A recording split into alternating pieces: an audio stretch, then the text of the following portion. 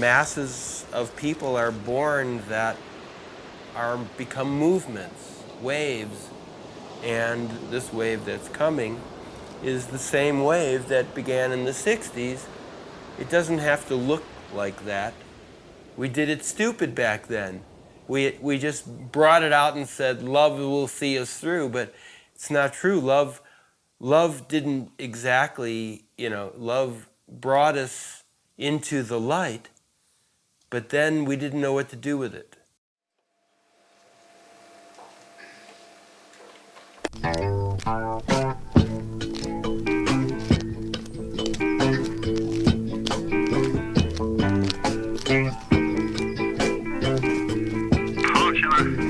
Skulle ni kunna komma in med Fleur hela bandet idag? Jag har en grej jag vill snacka med om lite.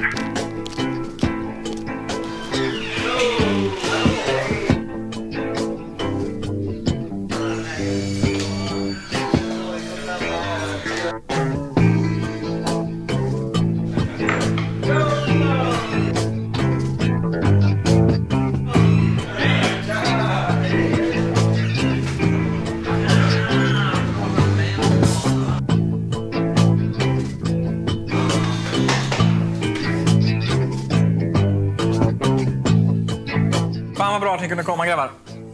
Vi har ju känt varandra. Hur länge nu ungefär? 7-8 kanske år. Jag har en liten idé här, förstår ni. För att alltså, i Sverige här har det inte hänt så där vansinnigt mycket trots att vi har jobbat hårt och länge. I USA så har vi nått 200 miljoner människor i reklam och film och grejer och de har spelat det på 80 radiostationer nu. Så jag har bokat biljetter till Kalifornien. Hotell. Skojar du? Nej. Ja, jag gärna. Ta och skåla på det, va?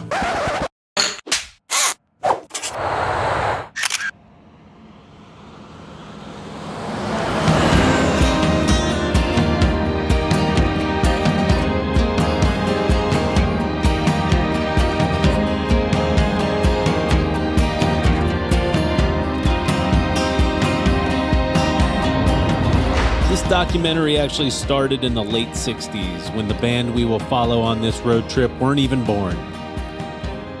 And then it started again in 1997 when this band was formed in the Swedish town Linköping. And then reborn again 10 years later when they started working with this new guy. And the new guy had a vision, an idea about a new 1969 with angry youth, terrible economics, and bad politics that would bring it all back.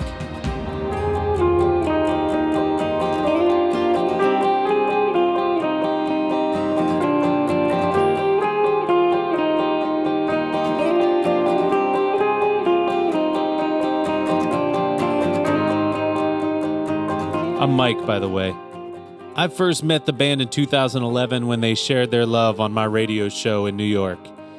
And I will be your guide through this voyage. So what's in store for the Blooming Boys this time around?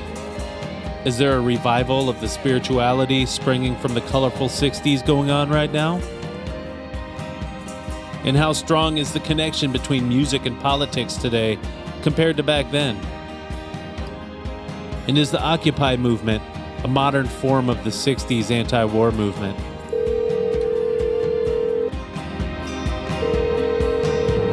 Well, let's start this thing.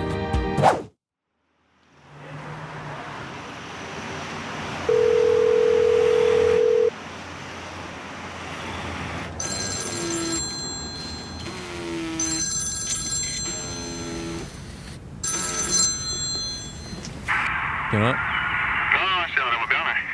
Välkomna till Los Angeles, pojkar. Tack. Tack. Grönt. Jo, alltså, jag har stämt upp ett litet möte med en kille i eftermiddag. Vi ska ut till Malibu Beach 3:30. Vem ska vi träffa? Ja, det får ni se. Okej. Spännande. Det är bra, säger vi. Ha det. Hej då. Hej då.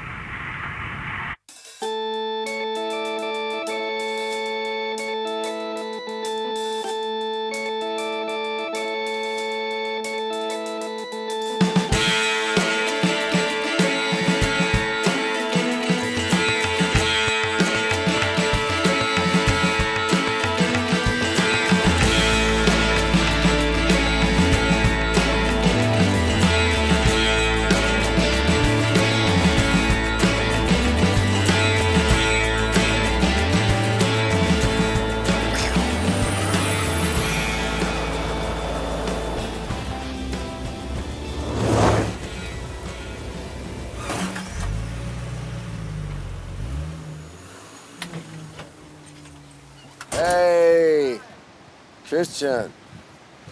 Nice to meet you. Alex, what's happening? David, how are you, brother? And you, you handsome devil, you.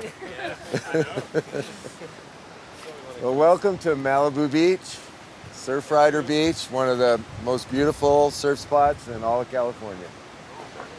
That's one of the best waves. We're on a very small day today, swell-wise, but take a walk down to the beach or something, or check it out? Yeah.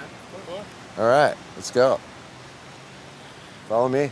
While the gang makes it to the beach, let me tell you a little bit about this Mark dude. He's the keyboardist and founding member of Strawberry Alarm Clock, a psychedelic rock band who had a Billboard #1 hit with Incense and Peppermints in 1967.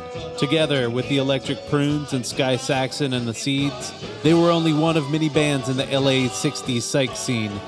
That era, I was going to say, we're talking thousands of bands from that era. Everybody was making music. And there's a lot of bands that have never been heard.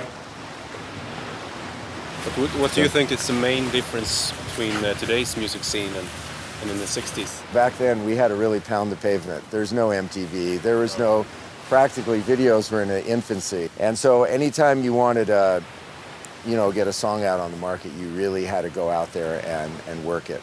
You had to play every little dive. You had to go to every 5,000-watt radio station and hope that you can get some airplay. And getting into the studio was expensive, and the equipment was, all analog. But nowadays, you can make a finished product at home on your computer. A couple of hours. Yeah, and with a few plugins and stuff like that, it's anybody can do it at home in their bedroom. We live the way we used to be. When I was back in the 60s doing the band, I always thought it was weird. It was kind of like getting paid to go to college in a funny way. You don't have to really pay anything for it, and maybe you don't always get paid yourself for it, but somehow it doesn't cost you anything, and you get to learn stuff. Yeah, but I'm just wondering if how much room do you have behind you? My microphone. How often do you play with SAC? Well, we haven't actually had an official gig since last November. Okay. Due to a couple of things, we took a little break for about a year and a half. Troubles in the past? You might say that. I don't want to go into it, but we have a democratic process in the band, which sometimes gets us in a little trouble. You know what I'm talking about. Yeah. Let's do this. No, let's not do that. As time goes on, we decided that we think we can get back together and put something together. We're starting to get up to speed again, and we're feeling pretty good about it.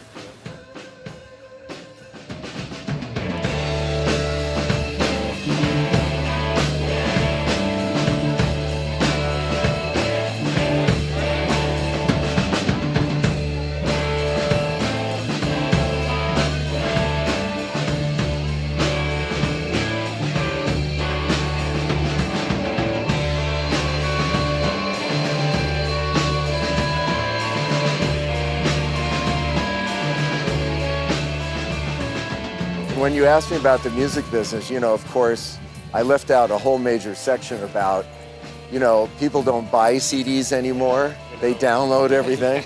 And it's makes it very difficult to try to make a living as a musician.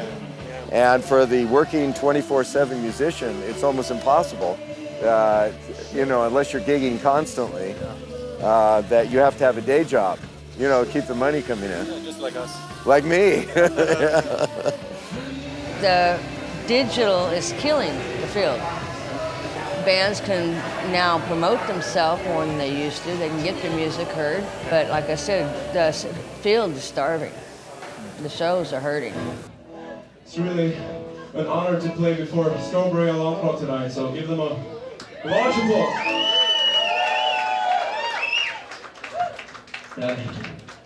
Mark White's hospitality will never be forgotten. Decal? Huh? Yeah, really good range. Nice job. Beer. So that's the secret. Oh, no, nice setup. Fans and friends.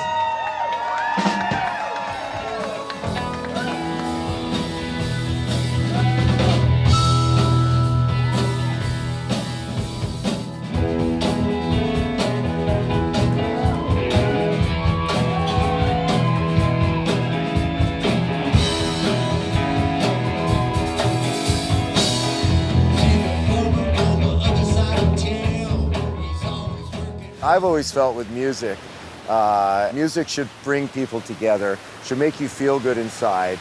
You should get emotionally attached to music. And that's how people, you know, become a fan. They like your music for whatever they see in it. And whatever good they see affects them emotionally. Otherwise, they wouldn't be a fan. You know?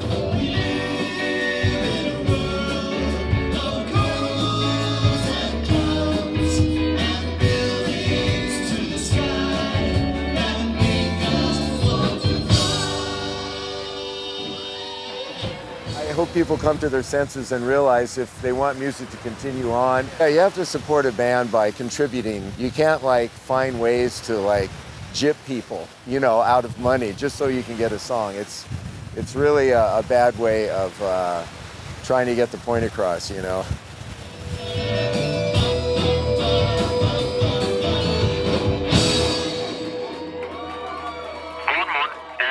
Hoppas ni har en kul kväll på The Satellite med Strawberry Alarm.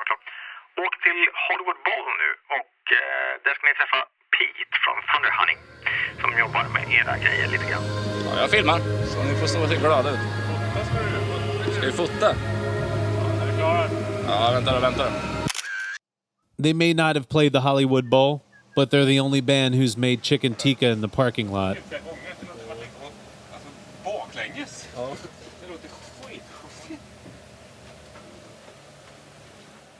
What's up? Hey. Hi. How's it going? Lunchtime.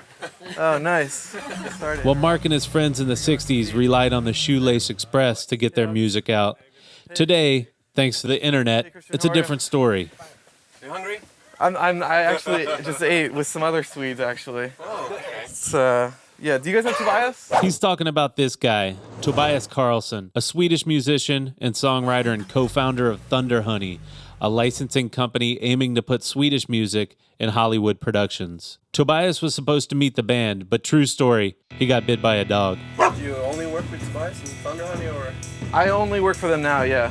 I started working in the music business, working for Atlantic Records. I was there a little over 3 years and decided to take a chance, take a leap, and How's the competition? It's fierce. I can't imagine. Yeah, their original idea was that the Swedish music was going to be was going to exploit that void in the market, but it's not. Turns out to not be quite that easy. But it's really, I mean, the sync business is like, because there's just so much music and so many people sending music, that you need to know these people and like do beers and, you know, do whatever you can to like be Save everywhere. right. Yeah, label is important. Is it easier to get something from a big label or to come with a record from Atlantic than from? Well, it's also more of a headache. I mean, there's more lawyers and there's more people. Yeah, right, yeah. You know, they're worried about what precedent they're setting with the license fee and where, you know, what the territories it's going to be used in for how long, and you know, there's all sorts of things that. I mean, with us, it's like, hey, we want to use this. I'm like, fucking great. Where do I sign? And it's done. Like us. Yeah, I mean, yeah, right. So, have you guys, how's the documentary going so far with No idea. Just ask the camera guys. I have no idea. All right, good. I'm gonna edit the thing when we get back, so I hope. Then the work starts. Exactly.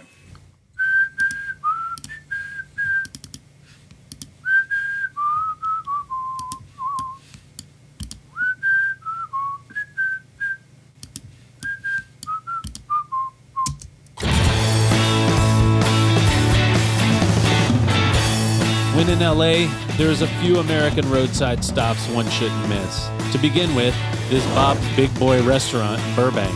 Not only is it the oldest Big Boy in the US, it is also where the Beatles dined during their 1965 California tour. In this very booth, actually. And this is the house, but not just any house. It's the Brady Bunch house in Hollywood. And look, a big-ass chair. And here we have Nakatomi Plaza, where John McClane messed up Hans Gruber in Die Hard.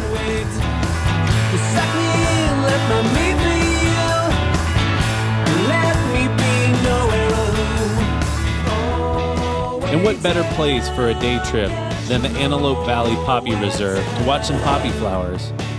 The flower that put the Fleur in La Fleur Fatale.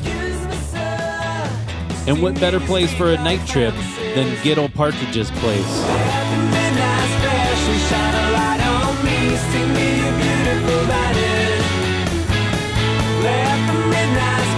Put a spell on me, see me with something else. Let me be a part of something new, sing me a beautiful vanish.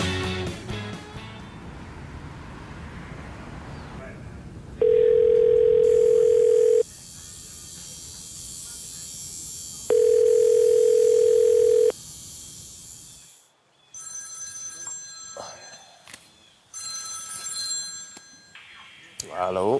Hallå, jag var bara jag här. Hej, hej. Jag har ett gig i San Diego imorgon så det är dags att åka söderut.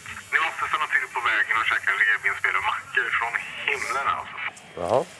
I San Diego så får ni inte missa Ocean Beach såklart. Sen är Occupy-rörelsen rätt starkt där nere. Men kör försiktigt mot lunchen nu. Ja just det, ni måste käka fish tacos på Rubio i San Diego med. Gött, härligt. Ha det. Jag känner. Hej. Hejdå. Ja grabbar, nu drar vi. Det är dags. Hoppa pojkar.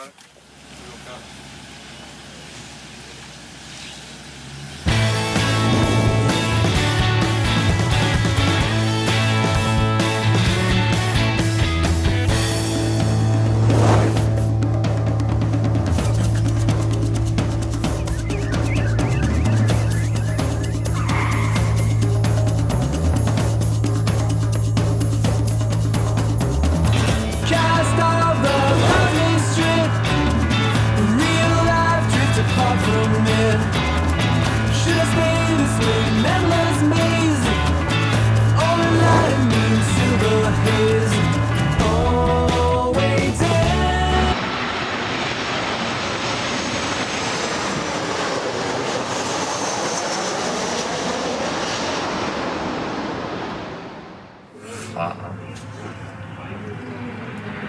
Reborn cosmic strip for the strip. Lift me up eller lift me up? Lift me up. Ja, det är bara något som gör att det inte fastnar. Nej. Det är konstigt. Ja. Det är inte bra. Det är just ordningarna, men jag tänker inte på vad jag sjunger. Det är det som är problemet med alla låtar. Jag tänker på att jag ska spela rätt. Ja, visst. Samtidigt så sjunga rätt. Hinner liksom inte fundera på vad jag sjunger. Nej. Och sen är det ju inte, det är ju inga historier liksom. Som går att hänga upp någonting på. Det är bara snygga ord som make sense.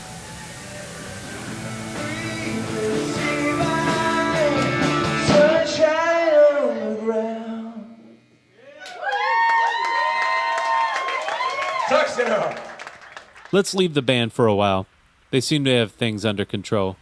We found this really interesting guy we want you to meet. My name's Kevin McCoy, and I live here in San Diego.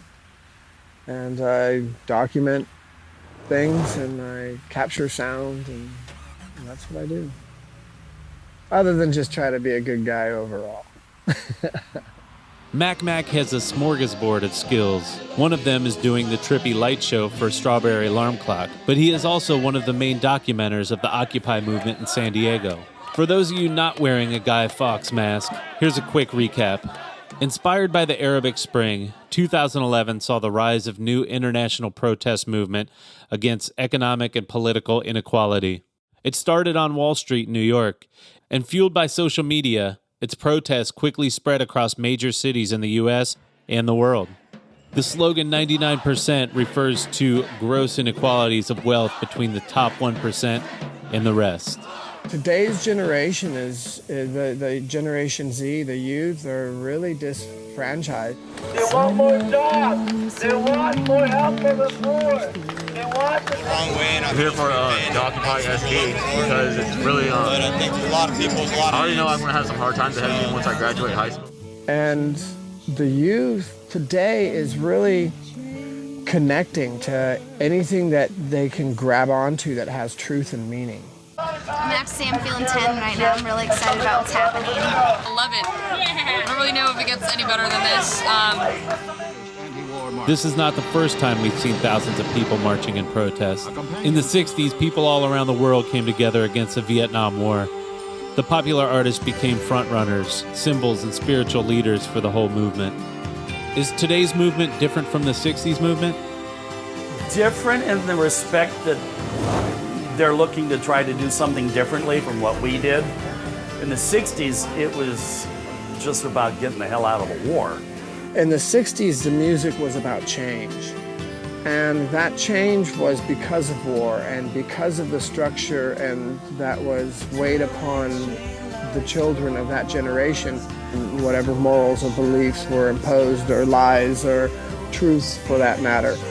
So each generation is new and they have to break a new barrier. Allt hänger ju ihop på något sätt. Så att, och det känns ju som att det är en rörelse, eller en väldigt stor rörelse nu. Det känns mer som att det är som 60-talet kanske försökte med. Det känns som att det håller på att avslutas nu. I wasn't around for the 60s, but you know, I imagine if it was spiritual then, it's spiritual now. We want to have good lives and good music, good people to hang around with. Jag har väl så här personligen försökt hålla fast vid att det fanns just den här spirituella delen, att det skulle finnas. Det tycker jag försvann. Det är någon slags uppvaknande som sker. Oundvikligt kanske. That connection to spirituality is a level of empowerment, and so people, I think that's what people were feeling in the 60s. It's probably coming around again now, and so now that's why you see the 99% movement and actually people realizing that they can have an impact and ask their government for change, or they are essentially the government. The biggest difference, however, unlike the 60s, is that you don't see much of a statement in popular music this time around. So the question is, have artists become lazy? Jag har blivit jävligt lata, du ser ju själv på mig. Nej, det har ändrat form. Det är mer... Det är inte så speciellt att vara musiker idag på det sättet som det var då. The voice of the people was new back then. And the timing at that time in the 60s was just perfect for that type of thing because we were so used to the status quo, then all of a sudden somebody just stepped back, wait a minute, this isn't right. You can remember trying to get a record deal and going into a record company and the guy said, do you have any protest songs? But that's what they were buying at that minute. So if you had something protest, they were interested in it. I think nowadays there's just so much of it and so many people doing it that it's not recognizable as much. Så att jag tror inte det ger sådär jättestor effekt av att Bono står och skriker nu ska jag kanske vara fel snubbe och ta upp, men det är nog mer om det är någon politiker eller om det är något företag som står på barrikaderna, då känns det mer revolutionärt att det är någon från den så kallade andra sidan. Om du inte heter Limp Bizkit, alltså att du tar ställning. Ja, men och sen hur det kommer bli och vad som kommer ske, det är bara väldigt intressant kanske. And see, these are the people in the street. They want change. So I'm proud to say that we're not alone. Whether it's through marches in the street, whether it's through music, social networking, or whatever, you know, however that comes. But I think the youth will push us through the final barrier, and that's true.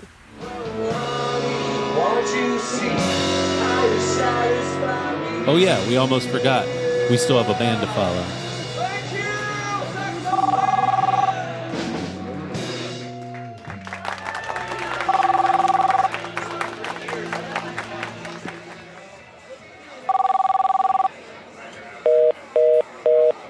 We're sorry, the number you have dialed is not in service at this time.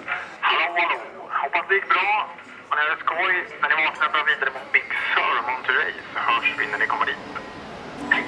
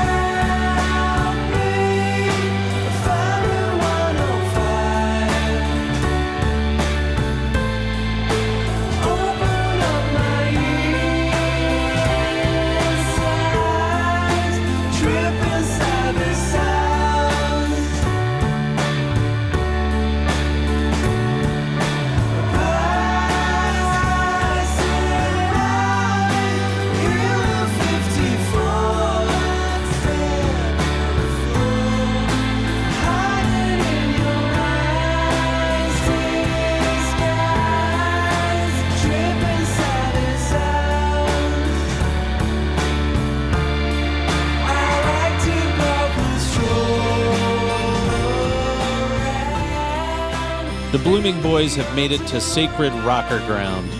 June 16th to 18th, 1967, 2 years before Woodstock, 200,000 people gathered here at the Monterey Fairgrounds for the first big music festival, Monterey Pop.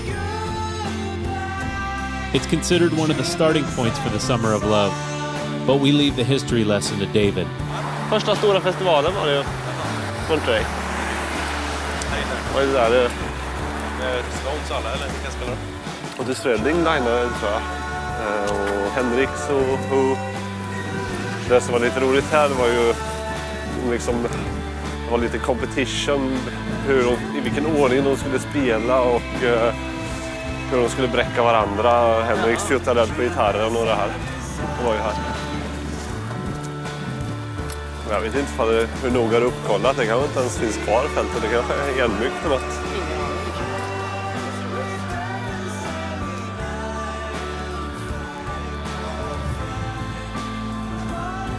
Därifrån tror jag. Ja.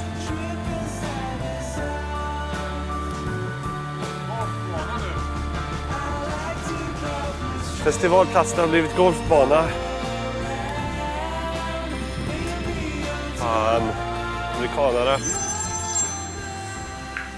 Ja, hallå? Tja! Jag har ett gig i Oakland imorgon, men ni kan inte missa San Francisco. Det är alldeles för mycket upptäckt där, så fortsätt norrut. Ja, visst. Vi har en radiogrej i Oakland med och så ska vi träffa en ananas. Jag mästar över lite ställen så kan vi kul att stanna på. Hörs! Hejdå! Hej! Känner du besvikelse? Ja, men lite. Varför inte ta tillvara på det? Det är ändå en cool händelse i USAs historia. Någon liten staty kunde de väl ha slängt upp.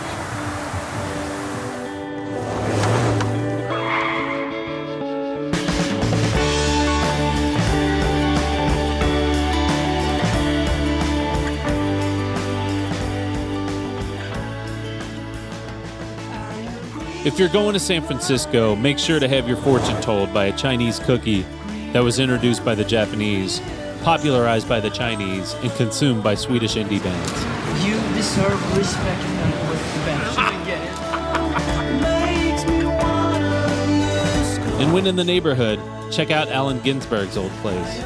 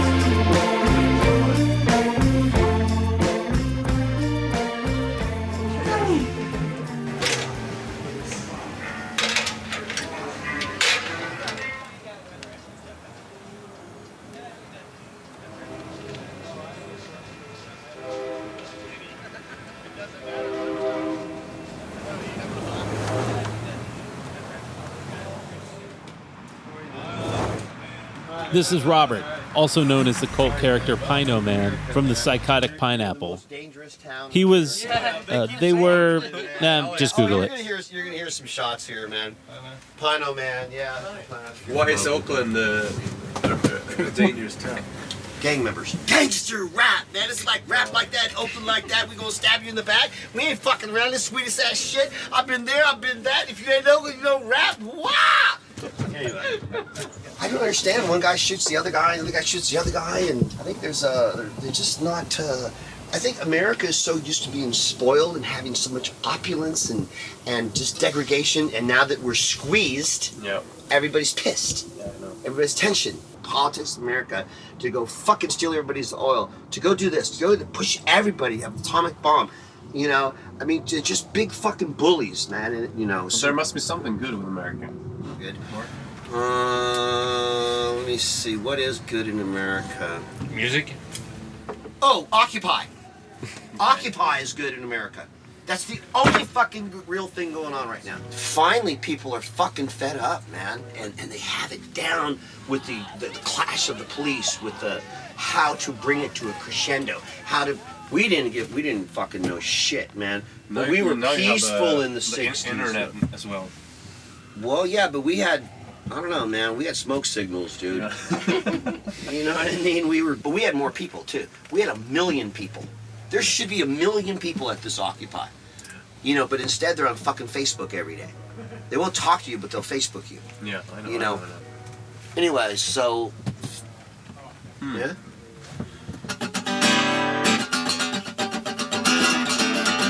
I said if I really didn't know where I was and what I was going, but I'd just say fuck it all, baby.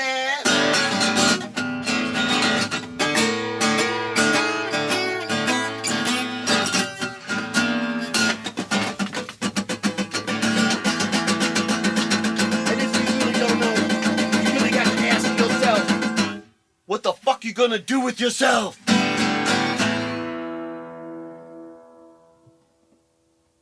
Thank you. Whoa, yeah. Just a quick song. Cool. Wow, really nice.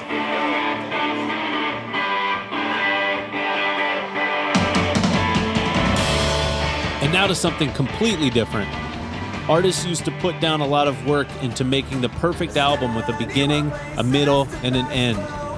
Is this art form dying? The MP3 was the death of the album.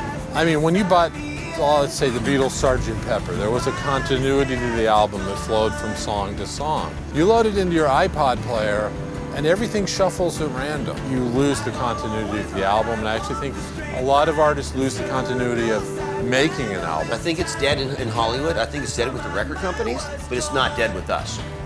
Because if you're going to play live, you have to have 10 songs. You know, now people kind of want to write as many hits as they can on an album. The concept can be a little dead, but it's still there. You find it. No, absolutely not dead. As a matter of fact, I think there's a really substantial point to having something that begins and ends. There's a story to every band and a story to every album. Ett album är ju ungefär som en tavla, skulle jag jämföra det med om jag ska prata i mitt egna ord. Du har det här som symboliserar en sak, du har det här som symboliserar en annan sak, men tillsammans så symboliserar de en tredje sak. Jag tror, i och med att vinylen alltid kommer att finnas och den är ju på tillbakamarsch, så tror jag att det finns alltid människor som vill göra LP-skivor. Det är ju lite som att göra en film.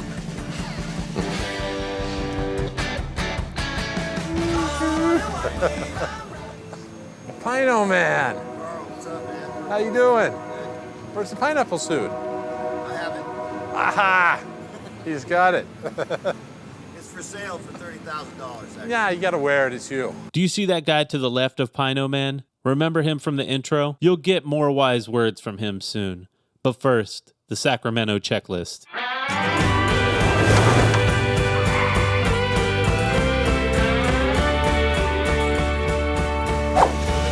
Stopp. Såg inte det, eller? Såg inte han stolpen här?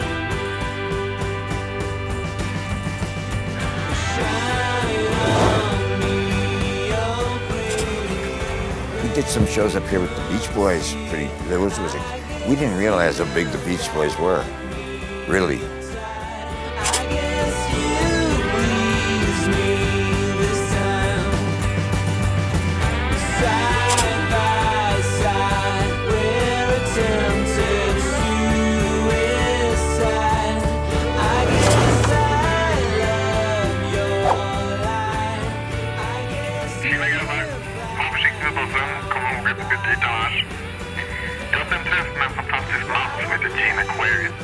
Kör norrut mot ett stort snarkt berg, Mount Shasta. Gin kommer möta upp er i den vita van och visa er vägen hem till sig.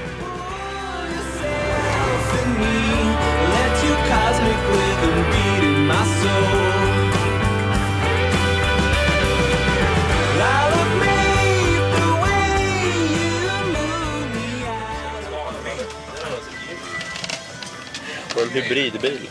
Han har en egen skärm här alltså. Grejer den här. länge.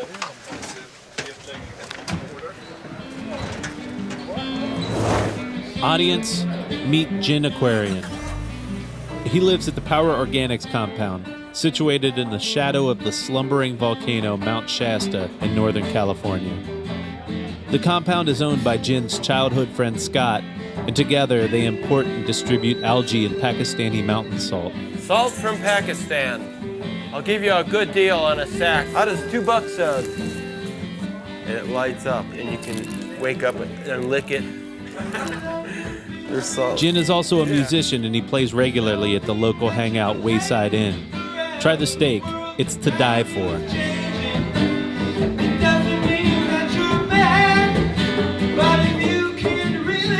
But the question remains, how did Jin get that cool name? In the early 70s, a Zen community called the Source family formed in Los Angeles. They originated from the organic vegetarian Source restaurant, the place where all the cool people hung out.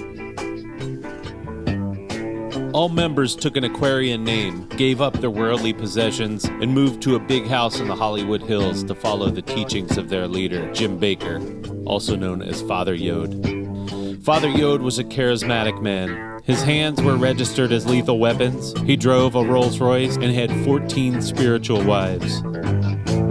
There was also a band, Yehovah 13. And yep, that guy to the right, that's Gin Aquarian. You want some coffee? Yeah. I'll make some coffee. Yeah, we'll just hang out in here. So, you want to hear about what, Yehovah, the Source family, and all that?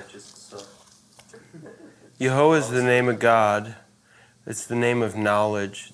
So we studied that name in the Source family because that name represents the principles behind creation, behind all created things. Father of the Source family, Jim Baker, he was given the name Yehovah, but he called all of us Yehovah. He said everything in the universe is Yehovah. And we were in a process of being retrained. We were being deprogrammed. We considered humanity as programmed in a vibration, a thought and feeling that was less than what we have potential in us to attain to. What we knew we needed to do was to change that around, to set an example of how good people could live without vast amounts of wealth. Before joining the Source family, young Jin took part in the 60s spirituality and protest movements, first in Chicago where he grew up, and later after moving to California. You know, we made a lot of mistakes, abusing drugs and sex, you know, even though we were fighting for freedom. On the other end of the spectrum, we were abusing it too. What do you think about today's movements? Well, they're beautiful, they're necessary. The human DNA, it's built for freedom. We are all participating together in the evolution of humanity, which is in its adolescence right now. And women can't be oppressed and suppressed for too long. Children can't be oppressed and suppressed for too long before something cracks, something gives. And so masses of people are born that become movements, waves, and there's a new 60s wave coming now. This wave that's coming is the same wave that began in the 60s. It doesn't have to look like that. We did it stupid back then. We just brought it out and said, love will see us through, but it's not true. Love brought us into the light, but then we didn't know what to do with it. Now you gotta, it's your time to shine, you know, the next song. I hope you know this one.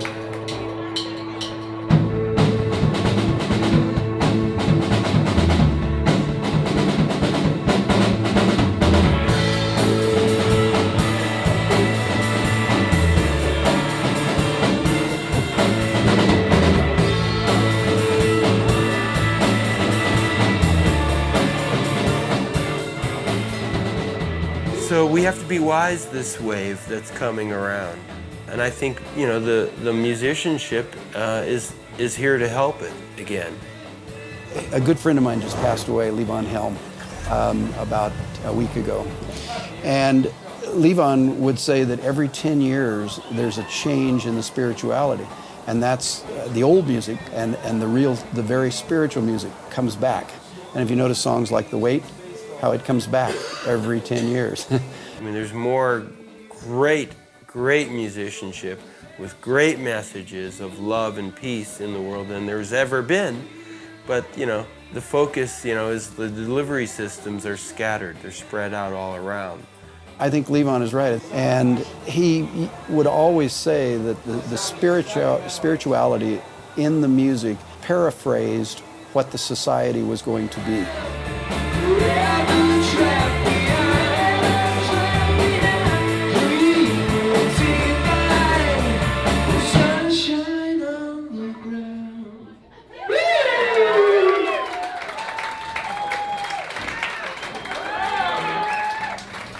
I think you have to come along with us, you know? No girls, just 8 guys, so.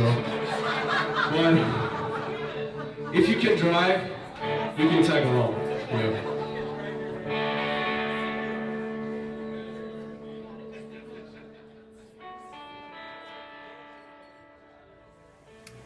Kliar i skägget. Visst är det? Jag har aldrig haft så långt skägg i hela mitt liv. Säkert har du. Har jag? Eller? Nej, jag tror inte. Har du bara haft mustasch eller? Mustasch hade jag ju tagit. Ja, du hade ett skägg. Fan, det växer en riktig jävla hippieskägg på det alltså. Ja.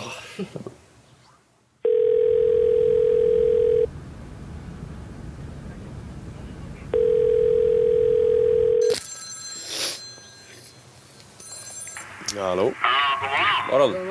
Morgon. Hade ni mysigt med gin? Ja. Det var väldigt speciellt, men väldigt trevligt. Vackert. Vacker natur. Ja. Jag tänkte som kontrast till det här så skickar jag till Vegas. Så mot Las Vegas. Hörs då. Ja, det är det. Ja.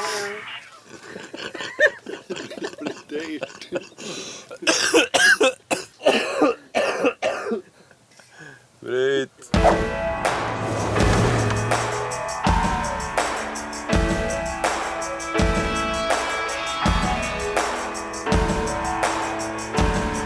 When the boy she kissed was a girl you missed, now she's breaking your heart. No one told you she'd tear you all apart. In her eyes could see that she was a freak with a hole in her hand.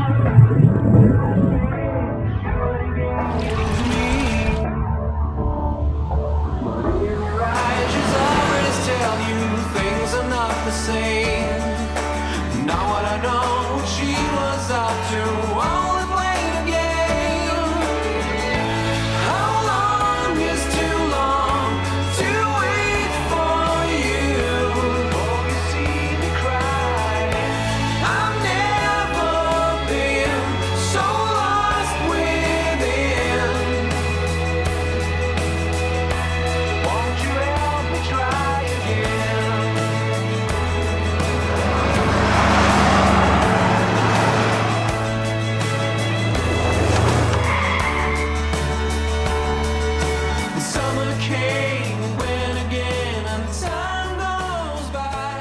Isn't that a beautiful song?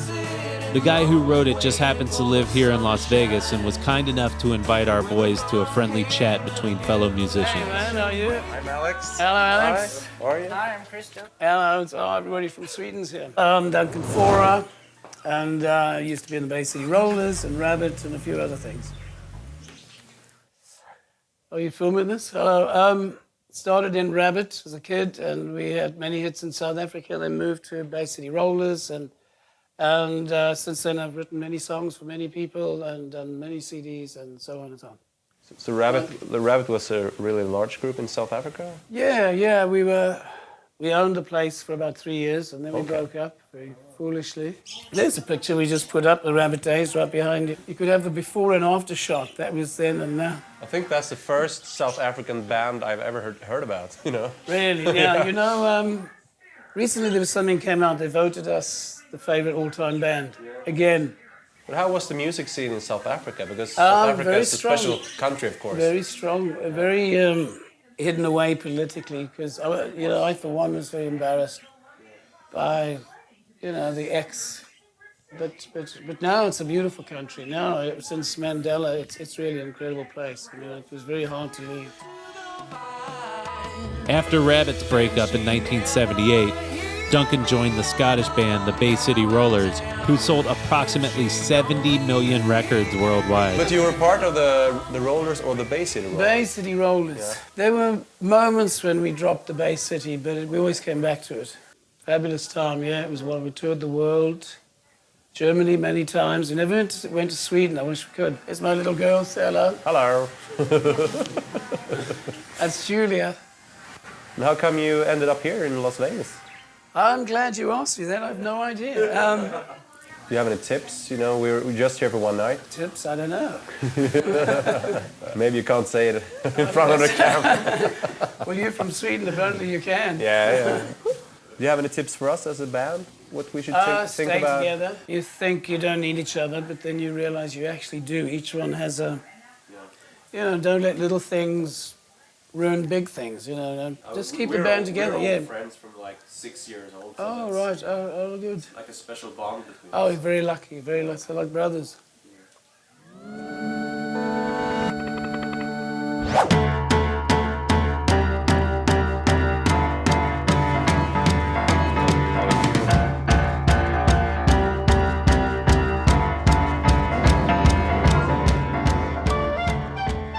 Well, we're on a new wave that probably began in the 60s. Definitely in a renaissance. I can feel it, and I think it's on the cusp of that, like it's almost there. We gave people a lot of courage and hope that we could actually, through music and art and demonstrating, have an influence on the politics. Det känns som att det håller på att avslutas nu, eller liksom att det känns som att den tråden har tagits upp igen och den här förändringen verkligen sker.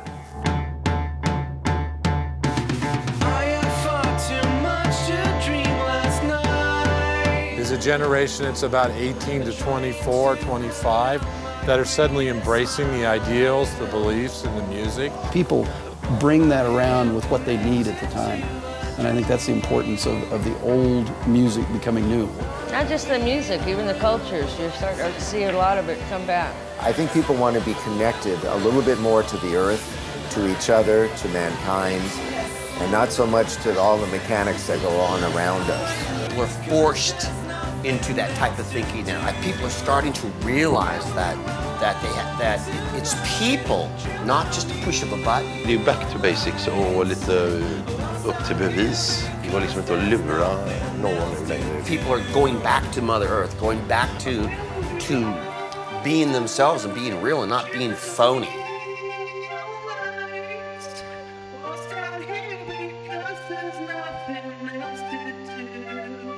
Ultimately, what people are fed up with is the top 1%. It's a natural feeling for an informed citizen to have. That underlying sentiment will be carried on, for generations to come. There's more of a revolution happening now, and that we've seen in our generation than we've seen, in the past 30 years.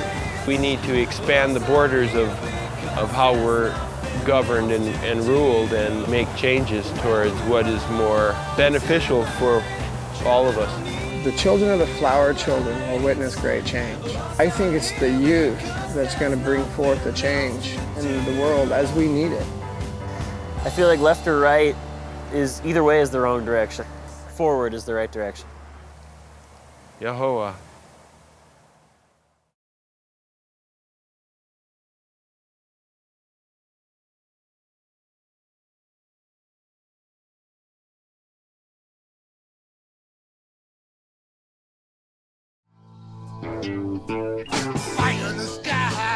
Yep, I'm still here. So, what do you think about Fleur Fatale?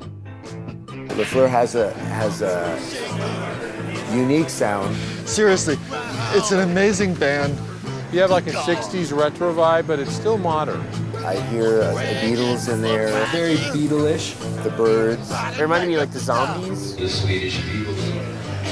That's what they remind me of, because they have these great arrangements. Everything about their sound I really love. Yeah, it's great. His voice reminded me of Chris Cornell. Is that okay to say?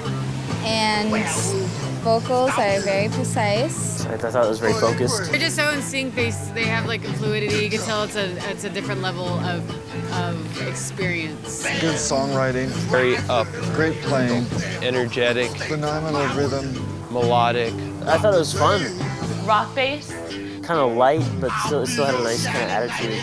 Not pop like in the traditional form of pop. I want to say experimental, but I don't think that's really the right word. Psykedeliskt.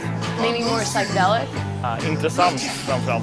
Maybe dance all night long. Det är inte bara det man brukar höra. They were good. That's all that matters. Jag tycker att familjen är jävligt skönt band. De är väldigt söta. The keyboard is the hottest one. Det är kul ihop. De få gångerna vi har. I couldn't stop enjoying myself. They made everybody happy last night at the Wayside Grill. Studio, live, either way. What an amazing band. Only going to get better. The success is going to increase as time goes on. More of that kind of music is worthy of people hearing. Det är bra att det finns band som Fleur Fatale.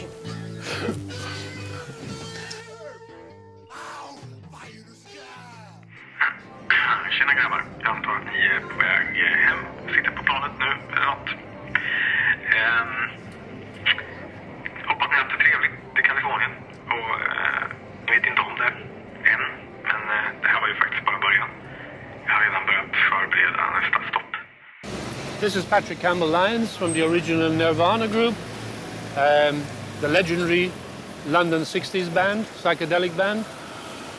That's Denmark Street over there, where I first met Alex Veropoulos in the Gioconda Cafe.